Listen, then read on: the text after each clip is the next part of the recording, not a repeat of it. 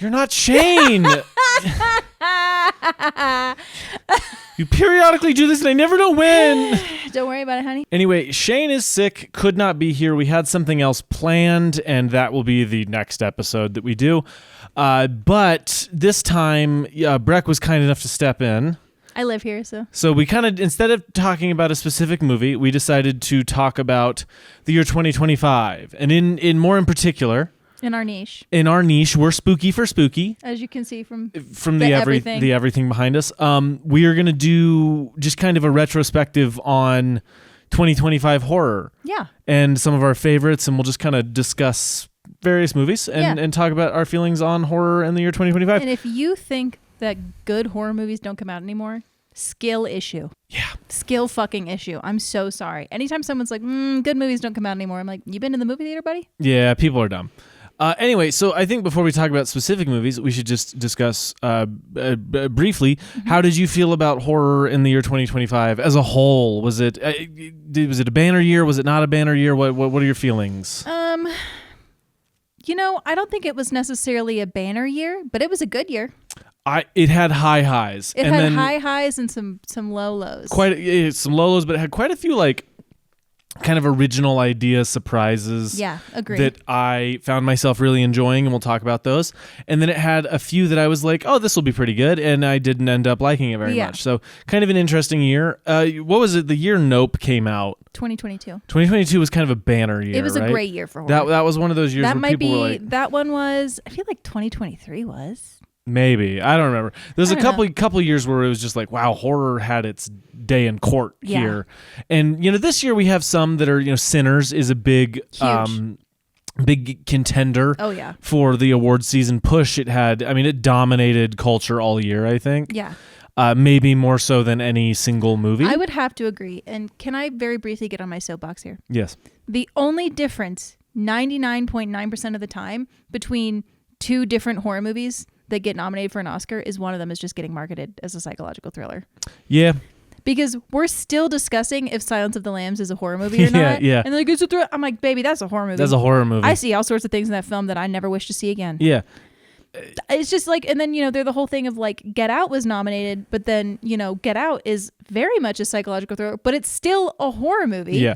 Get Out was kind of, everyone thought it was going to be this, turning point for horror at the awards. Yeah. And it just wasn't for, I think a big part of it is that reason you're talking about is like Jordan Peele came on the scene and it won a writing award. Yeah. And that's because the negative way to look at that is to go, look, somebody made horror seem better than it is. And it's like, and you're like, no, horror's just great. And that's a particularly great one. Like, because if you think about it, a lot of the classic films that everyone's like, you haven't seen that, are horror movies. Yeah. A lot of John Carpenter's work, Scream. Scream. The Exorcist. Just poke behind us here on the set if you can still see it, or go back to the beginning when it was a wide. And there's all kinds of horror things, box sets and VHS. And horror at its core is the only genre that is genuinely across the board always interesting to me. Agreed. It is always pushing to be original, and I know horror is kind of this. It's the genre itself is just spawning a million sequels.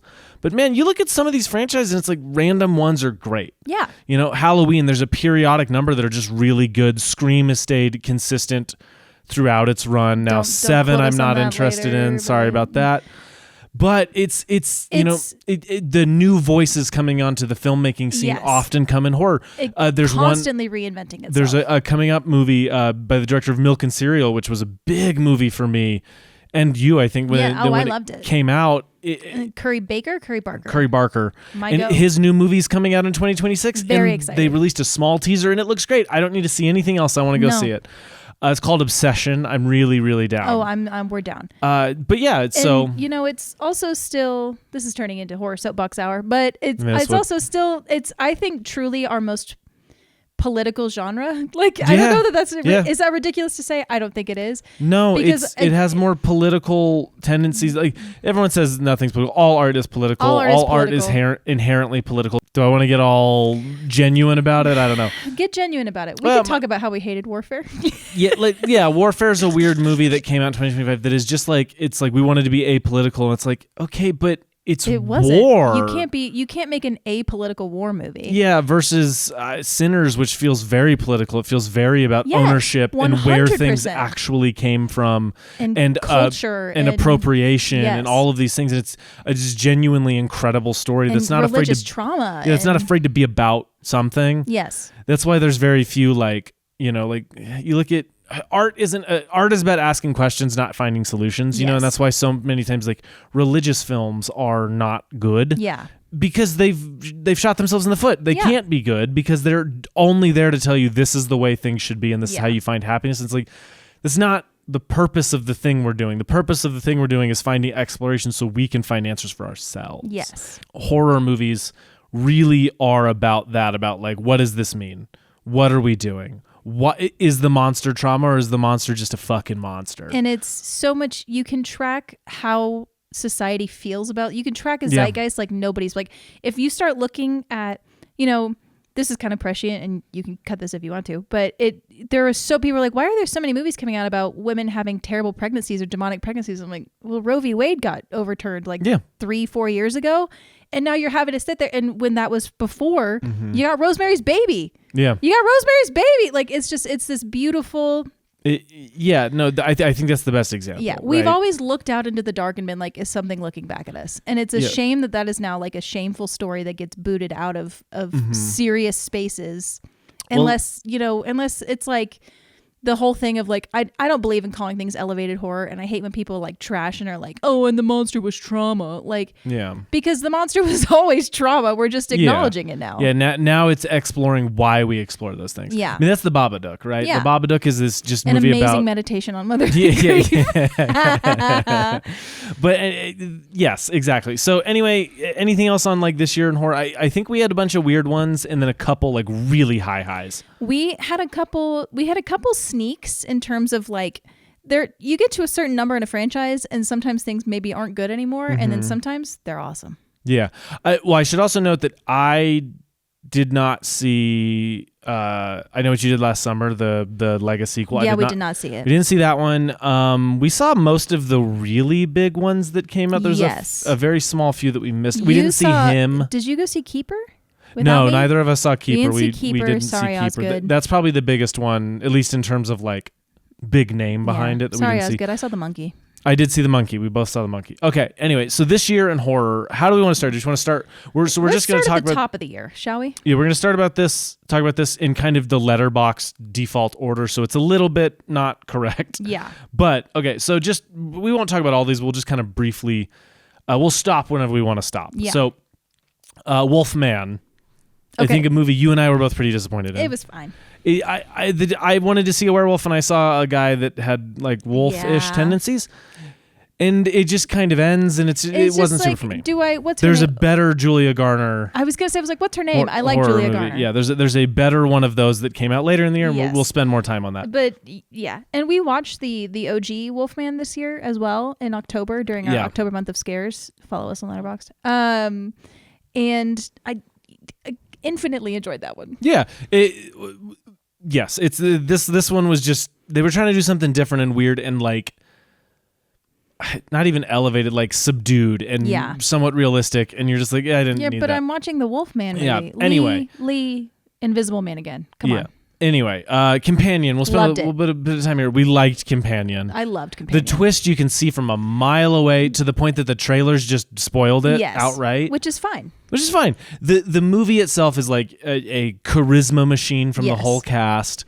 It's not particularly scary, but there are social elements in it. You know, the kind of psychological scariness. It's got, it's paying its homage to Stepford Wives and things like that. And I think it's also worth noting that I think it kind of gives you a fake twist to spoil in the trailers because there is kind of a bigger twist about what is actually going on. Yeah. Well, okay, and then also it has Matthew J. McCarthy, who if you're on the physical media communities, he's on TikTok. He's got the Video Garage is his whole thing. Oh my God. Oh, I forgot that was him. He's in it and he's awesome. He's one of the servicemen guys at the end? Yeah, he's at the end. Okay, and then his partner is Jabuki Young White from Twitter. My guy. Isn't that kind of awesome? So, and then I just love Sophie Thatcher. Sophie Thatcher make 20,000 movies a year. Genuinely. I'll be there. And she's so good in this. These are the directors that were like, Did you guys know that she can just pick which eye she cries out of? That's crazy. She rocks. My goat. So that's a pretty high for us, I think. Stepsister. The Ugly Stepsister? Yeah, The Ugly Stepsister. Holy shit. That movie was crazy. That one is not for the uninitiated. You have to... just so you guys know, the Norwegians do not fucking play about body horror. Yeah. I was not familiar with their game. Yeah.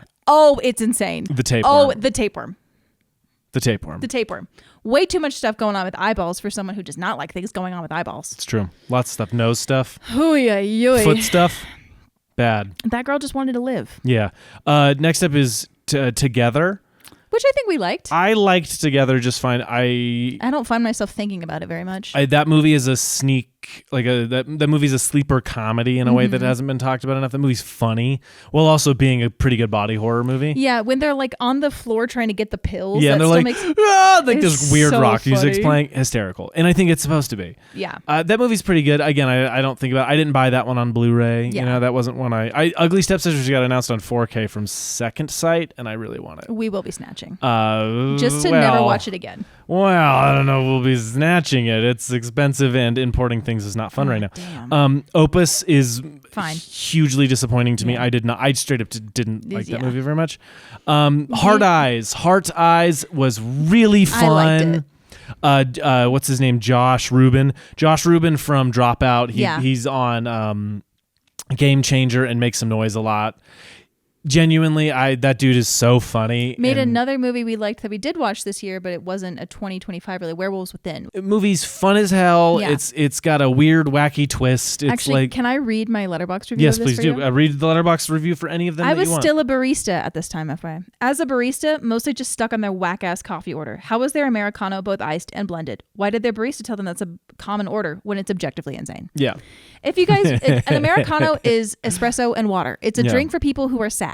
And you can have it iced. You cannot have it fucking blended too. Yeah. It was a bizarre order, and and the whole movie I sat there like, why the fuck did that barista tell them that was a normal order? It also has maybe the best kill of the year, the pressure one with the eyeball at the beginning. Oh my god! Yeah. One of the best kills of the year, if not the best kill of the year. Also, I want to say the reason that movie works is because it's an effective rom-com on top of being a really good slasher movie. That's what makes that movie work. So much fun. Okay, The Monkey.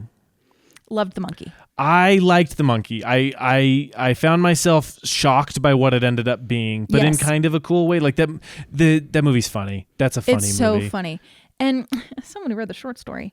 Yeah. There's actually what the movie does is kind of it's different, and I don't mind it because in the short story, they're not twins. He just has his older brother, and it's like, and his older brother has like kind of nothing to do with the story after a while. So I really enjoyed that they were like, no, let's make it fun with twins. They were like, we actually just really like Theo James, and we want two of them. Yeah. 2 of them. Cool movie. And my review for that one was Stephen King predicted Final Destination. That's really good. Because it's true. Yeah. Also, there's intestines in the first 5 minutes of that movie, and Adam Scott is there. So 5 stars. That opening is quite funny. That opening's quite funny. Okay. Good Boy. This is the movie from the perspective of a dog. I liked it. I liked it a lot. I found this movie frustrating because I was, on one hand, so inspired by it and so amazed by the dog acting because the dog was incredible. He's incredible. Shout out Indy. And also, I just didn't care for the story at all. Yeah. I thought the movie ended up being like a little bit just kind of like, okay. Yeah. But they, at the end of it, they do like a BTS package where they show a bunch of footage and talk about how they did it. It was and really cool. They're like, we want to emphasize, Indy is not an actor. You know, he's just a dog. And they're like, we filmed this over 3 years because we had to wait around for him to do the thing that we wanted him to do. Yeah, and it's the story about that movie to me is cooler than the movie, but it's absolutely worth a watch because it is so impressive knowing that this was like 6 people just made a movie over 3 years with their dog, who's, again, they reiterate a lot, not an actor. Okay, Death of a Unicorn. No. Not into it. Moving on. No. Moving on. Jenna Ortega fired your agent. Yeah. Clown in a Cornfield. This was a fun movie. It was fun. Did knockoff Elon Musk was there. What's his name? I don't know. What's his name? Knockoff Elon Musk? Yeah. Kevin Durant. Why is he knockoff Elon Musk? I guess Elon Musk. He's buff Elon Musk in my brain. Oh. He kind of looks like Elon Musk. He looks like Elon Musk. You looked at him lately? Well, don't be mean to him. Like, that's... I didn't know if we could ape together. I had never aped with someone before. Yeah, that's a little rude. Don't say that about our guy. Damn, I'm so sorry, Kevin. Yeah. I thought you were the best part of Abigail. I watched this movie. This is a different one. I watched this movie, Borderline, with Samara Weaving and Ray Nicholson, Jack Nicholson's son. Awesome. And I thought it was fine. Okay. Big one. Yeah. Sinners. Best movie. Okay, so Shane and I did a podcast episode on this. It's one of my particular favorites of the year that we did. Sinners is the best movie. Yeah. Like this year, I wouldn't say 2025 across the board, across all movies, had many truly great films that I saw. I did miss a few. I missed It's Not. It Was Just an Accident. Mm-hmm. I missed The Secret Agent. I missed quite a few. If I had legs, I'd kick you. What's the Park Chan-wook movie? No Other Choice. But actually, that's going to come to the movie theater over here soon. So okay, good. So there's a few specifically foreign ones that I missed. However, the highs of this year, there was like 4 or 5 movies, and to me, those 4 or 5 movies are Superman, which personally means the world to me because I love Superman. Weapons, which we'll talk about in a minute. One Battle After Another, which is probably the best movie of the year. And then Sinners, which might be the greatest movie of the year. And to me... And there is a difference. There is. And Sinners and One Battle After Another are like fist fighting it out, which is why I haven't posted a list anywhere because I'm like, I don't know. And again, mine is probably my favorite movie of the year. Might be Superman. Again, we'll do the whaties at some point. We give ourselves a little time to kind of play catch up on some stuff, but we'll do the whaties at some point, and I'll decide by then. But man, it is a fist fight between One Battle After Another, Sinners, and Superman for like what's my favorite movie of the year. Which, like I said, it's not a banner year, but the highs were high. The highs were high. That's the thing. The highs were high. And Sinners is that. I mean, talk about a perfect cast. Yeah. There's not a weak link here. No. Michael B. Jordan deserves his Oscar nom. Now, 100%. I don't think he's going to win. I don't think he's going to win. But I do think he deserves a nomination. Yes. And now, I do think Sinners will probably win Original Screenplay. I agree. It just won at the Critics Awards. It's going to get Original Song if it doesn't go to K-pop Demon Hunters, which I also wouldn't be mad about, I guess. Yeah, that one's kind of like a... I get it either way. Yeah. If it's for purely the song, K-pop Demon Hunters is kind of a more versatile, like you can put this on in basically any situation and people are into it. If it's for how it is used in the movie, Sinners should take it in a heartbeat. I don't know. It had been a very long time. Yeah. Probably not since Oppenheimer, where I was in a movie specifically in an IMAX theater and was like, I'm witnessing something that we're going to talk about for a long time. Yeah. Like, and it's that scene with all the ancestors dancing with them. And I Lied to You, where I was like, I'm getting like goosebumps, like thinking. Not only that, like the thing that I love about the music in that movie is so often they're like, look at this guy who's a generational talent, yeah, right? Who's like a magical talent. And then the person doing it to no fault of their own is like just a good singer. Yeah. This guy, Miles Caton. Miles Caton, thank you. He starts singing and my jaw dropped. And you're like, I was like, oh no, he is just that. Like, and then you just feel like is he driving with smoke or he's driving with Stack? He's driving with Stack. When Stack's like, woo! Like, yeah, he's like, so funny. It is genuinely great. And then every time he performs anything in the movie, you're like, oh, this is the shit. Like, and then he gets to be played by Buddy Guy as an old man. Yeah, which is awesome. Amen, my brother. So anyway, Sinners is just an absolutely stunning and endlessly rewatch. I have forced myself to not watch it too much so I don't get like tired of it. Eventually, like I have to space out my watches because I like it so much. Underrated part of that movie is towards the end when he's fighting. What Jack O'Connell's name? What's the vampire's name in that movie? Remick. Remick. That's right. Sorry, it was. I just every time we talk about him, it's just Sammy. And I know that's not. It's him saying it, but it's the only thing that pops in my head. The best part is we quote that a ton when we watch Supernatural. Check out our other podcast, Be Afraid of the Dark. Yeah, if you like horror, Be Afraid of the Dark. But when he's when Sammy's fighting Remick in the pond at the end of the water, and it's like that, like loud guitar. I'm like, oh my god, it's awesome. Levitating out of my chair. Okay, moving on from Sinners. Check out our Shane and I's episode, and that genuinely super fun episode. It was a great episode. Until Dawn. I liked it. I liked this movie purely as a like going in and watching crazy practical effects. Yeah. That's the part of the movie that works for me. The story and characters and stuff I don't really care about. Yeah. Rest assured will always be David F. Sandberg Hive. However, we will always be David F. Sandberg Hive. Yes. However, Odessa, what's her name? Odessa Zion? Zion. I walked out of that movie having never seen her before, and I was like, she should be a star. And then this year, she just had an insane year. Can I admit something to you? Totally forgot she was in that movie, and just now I'm like, wait, she was the girl I liked in that movie. I walked out of that movie, and I was like, she was good. Why wasn't she the lead? Right? Not to say the lead in this was bad. I just like she had a particular energy for stuff. And then she was in. She's having a great year. She was in I Love LA and Marty Supreme. Yeah.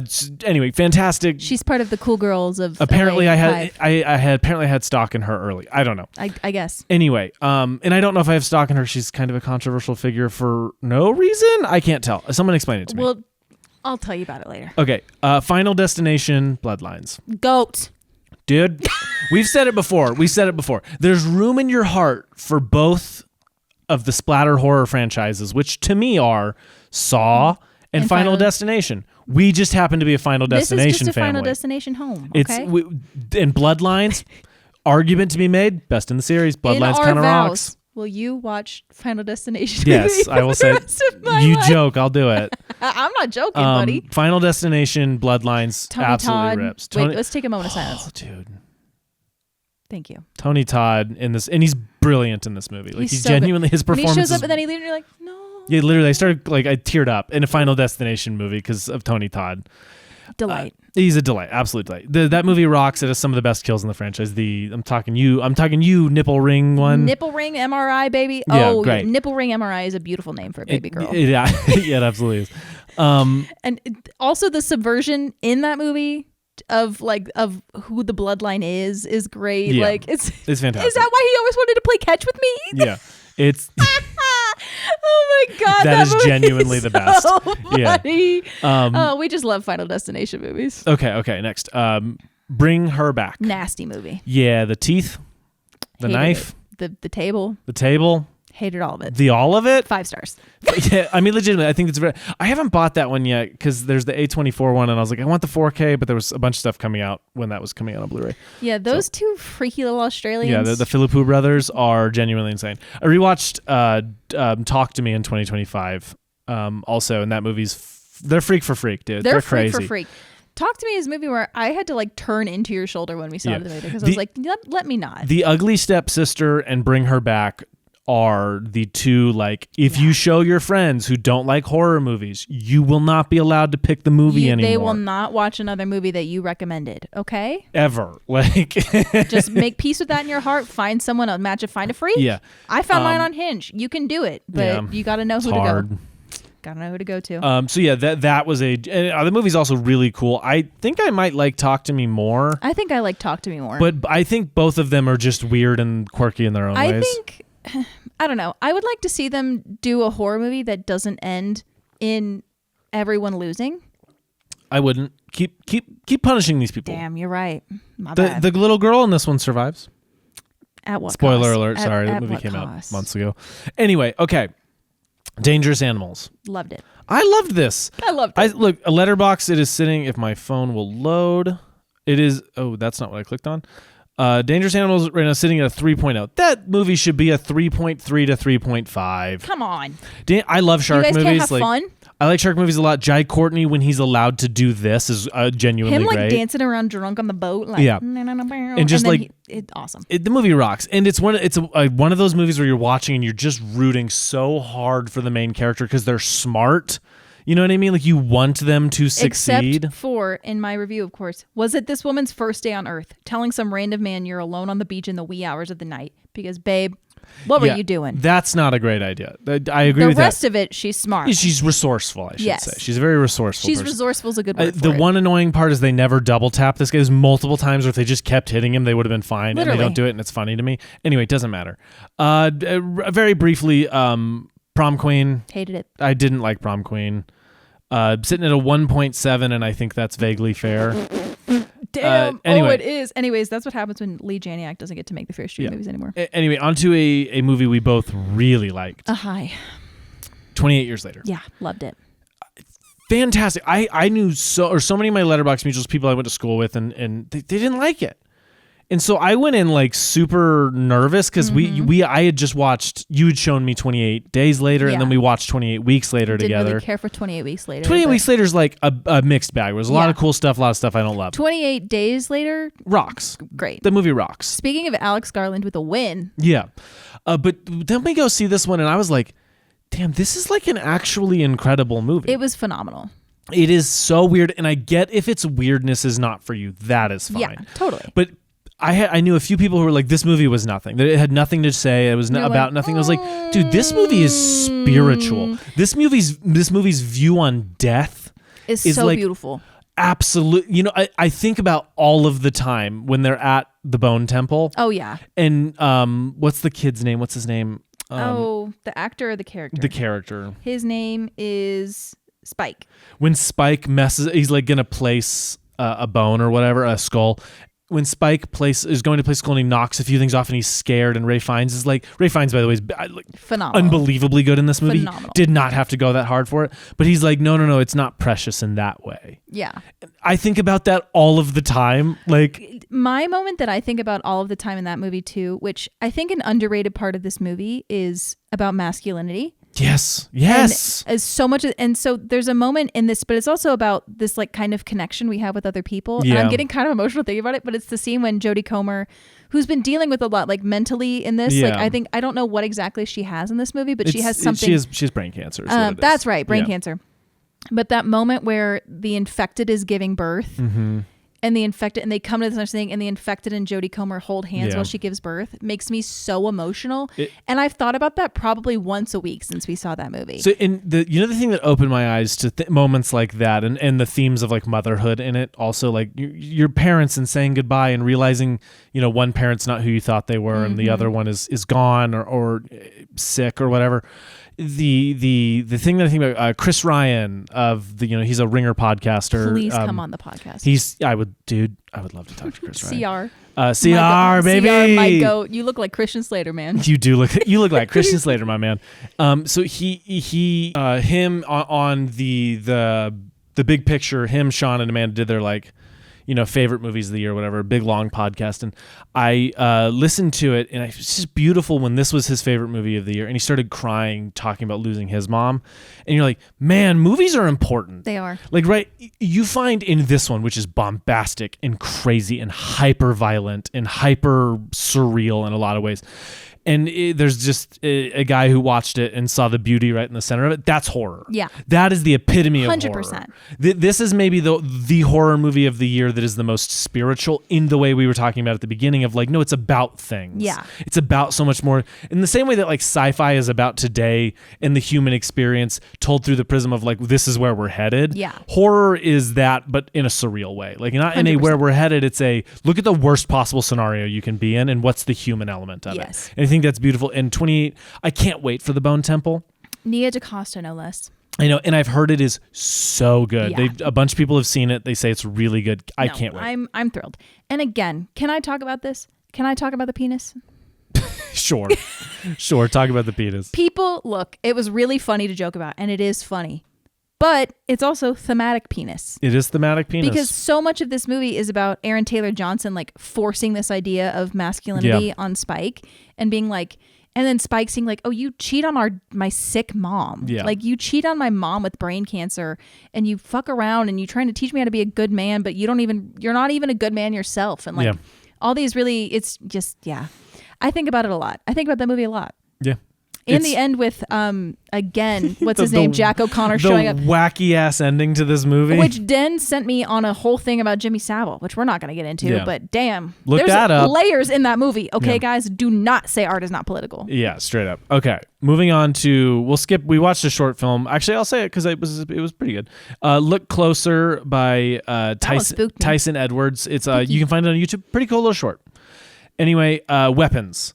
This is one of the best movies of the year. Yeah. Zach Kreger is officially just one of my guys. Yeah. Like, I didn't have Zach Kreger stock forever, but I have horror Zach Kreger stock now. I was never a Whitest Kids You Know fan, but the moment that Barbarian came out, And that twist happens in Barbarian. I was like, you have me for life, Zachary. He literally, Barbarian happened and I went, I will watch anything you make forever. Yeah. And this is a miracle of a movie because it lost its entire cast and had to redo and somehow found the right answers. Yes. Like I kind of can't imagine this movie. With Pedrito. And we love Pedrito. And we love Pedro Pascal. I kind of can't imagine it without him. Or with him, I mean, and just Josh Brolin fits this role. Julia Garner's incredible in this movie. The whole cast. The thing is, Magnolia by way of horror is such a great idea. The way he pitched it that way too, insane. But also, can you imagine? I believe Josh Brolin's kid is a bully. Yeah. I don't believe Pedro's kid is a bully. Yeah. That's just a funny thought. No, very true. And this movie's violent and crazy and cathartically funny at times. Heads get pulled apart, and there's and poor sweet baby Alex in that movie. Probably the scariest movie of the year. Oh my god, the scene where the mom gets puppeted out with the scissors from. I was like, oh my god, I'm so scared. Yeah, the ceiling thing. The ceiling. Yeah. It also has one of the best needle drops of the year with Beware of Darkness. I think just one of the best openings of the year. All over. You know what I mean? Again, you just put a George Harrison song. I'm like, I'm sad. Yeah, this movie rocks. And people who were complaining about Amy Madigan getting awards love for this. Yeah. Seek help and find God. Yeah. She won it. She won Best Supporting Actress at Critics' Choice. She's fantastic. Good. She's so good in this movie.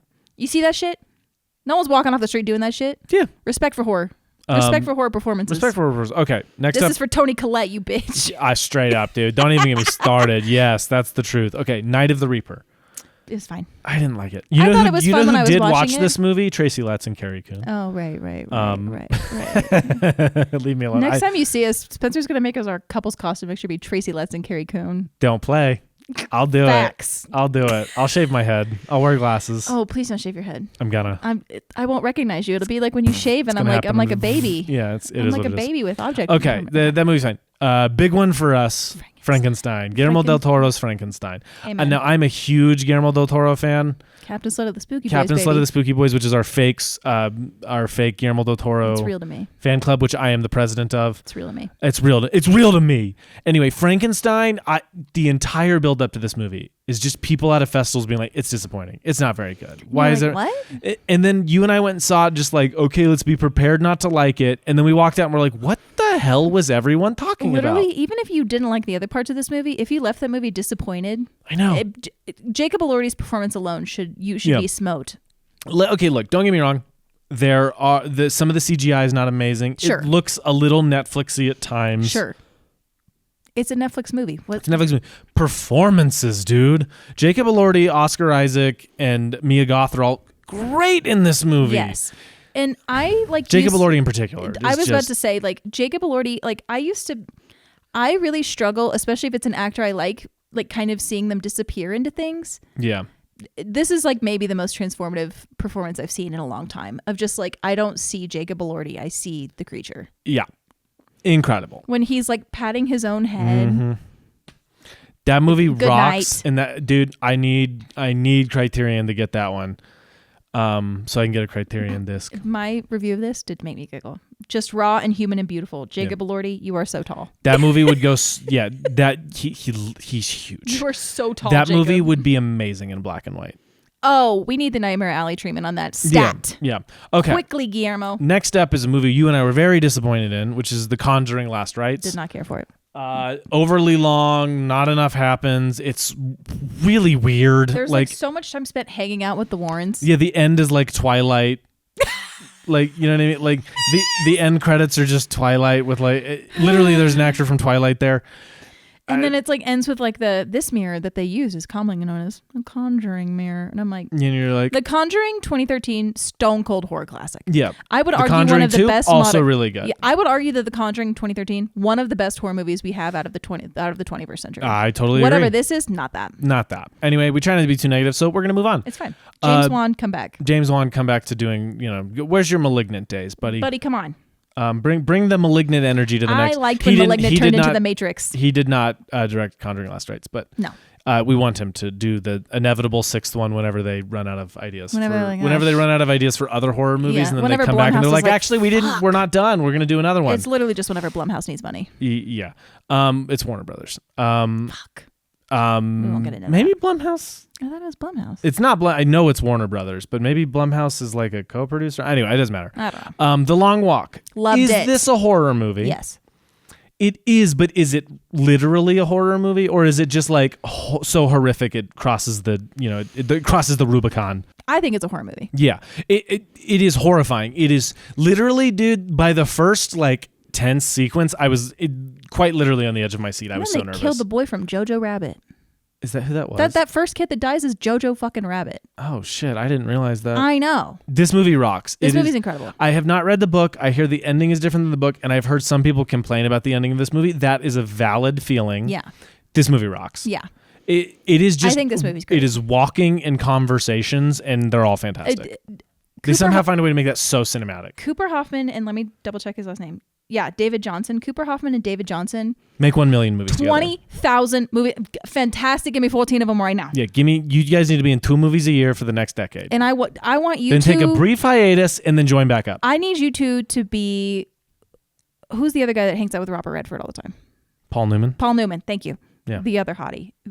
Paul Newman, Robert Redford, Cooper Hoffman, David Johnson. Those guys rocked. And I saw another thing too that... Again, coming back to our earlier conversation about how horror is not respected, is I saw kind of a great TikTok where it was like, The Long Walk would be more respected. It's like people like The Lord of the Flies and they disrespect The Long Walk because Stephen King wrote it and he's a horror writer. Like that's all it is. Like it's the same concept of war is eating our boys. Yeah. Good movie. Good movie. Loved it. Okay. The Black Phone 2.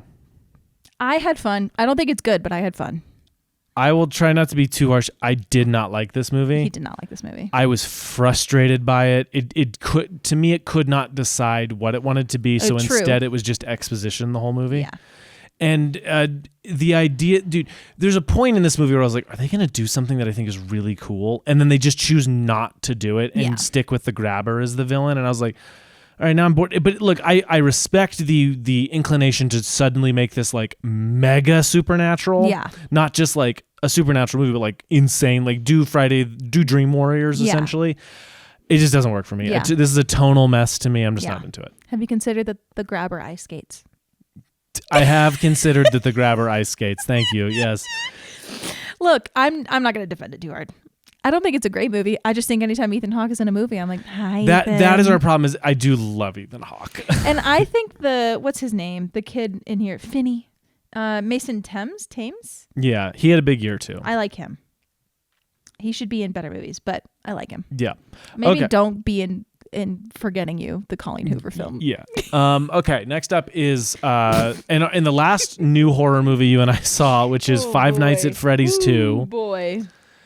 I've never understood hating something over the fan base. I really have never understood it. I know people who are like, I can't get into this because the fans suck. I don't get it. It doesn't make sense to me. Jump over that hurdle and start liking things. I get it now. It was a bad thing. Five Nights at Freddy's fans are the worst people in the world. Damn. I don't mean that literally. They're gonna come for you, honey. Not really. Do it. Blow up our comments. Nice I don't care. They're pretty nice people, actually. The people in that theater weren't. No, the people in that theater. Guys, I'm a grown woman. When I put on mom voice, it's pretty scary. Spencer can attest to it. She yells at me all the time, guys. I do not. Every day. No. But if I shush you in a movie theater and you don't stay shushed, what the hell's wrong with you? Yeah. What the hell's wrong with you? Yeah. Look, were we seeing it Tuesday night before Christmas? Sure. Was that our fault? Yeah. However, I don't know. I expect people to not be yelling in a movie theater. Yeah. Me personally. Yeah. Just a thought that I have. That'd be ideal. Yeah. Yep, it's frustrating. That movie blows. What a weird way to end a horror discussion on a movie that neither of us liked. Anyway, we could say the horror movie we're most excited for next year. What is it for you? We haven't really talked about this. There's several on my Don't worry about most anticipated list, which we'll get into, but like talking purely horror, I'm really excited about The Bone Temple. Yes. I'm really excited about Obsession. Yes. Steven Spielberg movie, secret horror movie, possibly. Yes. Like Steven, return to your roots. Potentially, like maybe not horror, but it looks like it's scary. What am I missing? Some big ones. Look, both of us have been very vocal about not being excited about Scream 7, and I don't think either of us will support that movie. Yeah. We will probably see it, but we will probably do the old switcheroo and go buy a ticket to some movie that's not doing very well, and then just be like, hey, we're going to go sit and scream in this empty showing. Yeah. We just wanted to come support a different movie. Yeah. Because theaters. I just remembered another movie, though, but it technically wasn't a 2025 release, but we saw it this year. Hell of a Summer. Yes, Hell of a Summer rocked. Hell of a Summer was great. I was like, wait, I feel like there was another horror movie we watched. Underrated. It was just because it was in festival hell, so it released in 2023, and we just didn't get to see it at the movie theater until this year. Yeah, good movie. Good movie. Loved it. Okay, so those are some of my most anticipated horror movies, things I'm really looking forward to. I mean, I'm Bone Temple, by the time this is out. Is Bone Temple out by then? Or out tonight? I think Bone Temple is out tonight as you're watching this, no? No, it's not. No. As you're watching Bone Temple comes out on the... Bone Temple might be out as of watching this. When do movies come out? I don't know. We probably could have seen... No, because I remember Bone Temple doesn't come out until like the 15th or something. Oh, yeah. Because the night we're recording this, there was a secret screening, and the movie was rated R, and the movie's always like 2 weeks out from when release. So we could have gone to see Bone Temple tonight. Most likely Bone Temple. It could have been that Primate movie coming out this week. No, because Primate, it could have been Primate. It might have been Primate. I can't lie to you guys. Kind of excited for We're Primate. gonna go see. We're seeing Anaconda. We're gonna go see Primate. You're asking the wrong. If you're asking for discretion and going to the movie theater, you're asking the wrong people. If I could live at the movie, if you're asking for discretion about going to the movie theater, you're asking the wrong people. Is so funny. That is the truest sentence you've ever said. You and I we get recognized by the staff of movie theaters, not because shout we're out to mean. the Alamo in Richardson, Texas. Yeah, shout out to the Alamo in Richardson. Not because we're mean. We're very nice to movie theater workers. We go out of our when we could tip at movies, we tipped well. When we order food. But we would we go in and we're polite and nice. We got to start bringing them like crumble cookies. Dude, that's a good. Bring it here, brother. And just bring the movie theater staff some crumble cookies. Be like, hey guys, we just we come here all the time. We hope y'all are having a good times. I know it's hard to do this, but here's some crumble cookies. I love you. Yeah, I love you. Bye, Dad. And then just walk away. Because I see more than my own dad at the movie theater employees. Yeah, our ticket taker, our old lady ticket taker. Oh my God, our old lady ticket taker, who every time I don't see her, I'm like, oh my God. Yeah. And then we see her and I'm like, oh, okay. It's kind of nerve wracking. We'll see her tomorrow as of recording. Love you, Queen. But yeah, so horror is the best genre in the world. Yeah. I love it. Let's play a little B segment game here. Okay.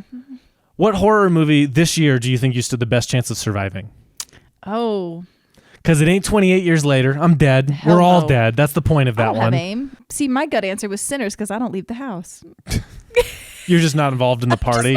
You and I are such homebodies. We're like, we were at the old cinema watching the great train robbery. We were watching the Nickelodeon. Weapons, because I'm not a parent. Hey, neither was the principal and his gay husband. Yeah, but I don't have kids in school. I don't have any affiliate. I just don't get involved. That's a good point. I'm just like, okay. Another one I think I could survive. Dangerous Animals, because I'm not at the beach by myself at night. Well, I love that all of these were just like, because we wouldn't be involved. Because I'm not stupid. I hope this helps.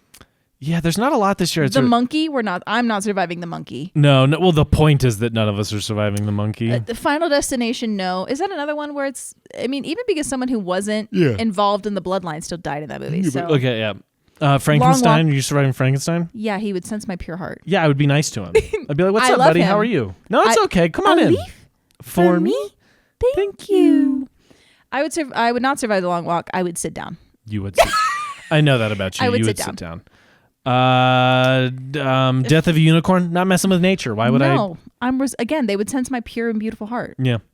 All right. Just like they did with Jenna Ortega in that movie. That was a short B segment. Do you have any recommendations of things you've watched recently or listened to or read or whatever? I am currently, this is really off topic, but I'm reading a book currently called Isaac Storm by Eric Larson. Cool. Great book about the Galveston hurricane of 1900. Fascinating read. Pretty harrowing read, because then you read it and then you go back to work after your lunch break and you're like, damn, that's fucked up. Yeah. Music I'm listening to recently, I've been really enjoying Hayley Williams' most recent album, Ego Death at a Bachelorette Party. Yeah. Great album. Love it. Shout out our girl. What other things have we watched recently? Stranger Things. No. Pluribus. In the Plurb, we all fam. I've been recommending Pluribus every time. Good. Yeah. Do the work. Yeah. I lie. I don't know. We kind of talked about all the movies that I would like to recommend from the years. I mean, Superman. Superman. Yeah. I haven't been on the podcast in a long time. Yeah, not since Mission. Mission. Okay, well then I'll recommend. I've been playing catch up on some movies I missed last year, and so I watched Jay Kelly. Mm-hmm. Which I thought was really good. So much better than than I thought it was going to be based on certain things I had heard. But I just love movies about movies. Yeah. So I really like Jay Kelly. I watched this movie called The Threesome, and The Threesome was excellent. Shout out Zoe Deutch. 99 times out of 100, that movie would be bad. Yeah. And they somehow did the one time that it was good. Yeah. So I really like that. You and I have Ruby Cruz stock. We've had Ruby Cruz stock for a while. Since Bottoms, my girl. Since Bottoms. So I liked that movie. Then I watched Oh Hi, and I thought Oh Hi was a lot of fun.